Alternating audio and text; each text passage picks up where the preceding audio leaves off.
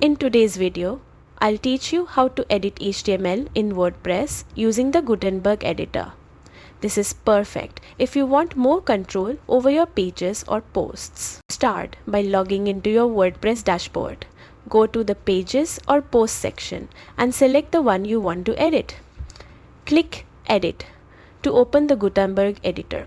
WordPress organizes content into blocks. To edit the HTML of a specific block, click on the block, then click the More Options menu and choose Edit as HTML. This lets you adjust the HTML for just that block.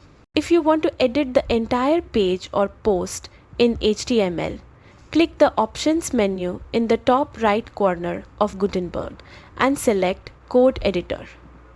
The whole page will switch to HTML view so you can make changes directly. Be careful while editing, as HTML changes can affect how your content displays. Once you're done, you can switch back to the visual editor to continue editing normally.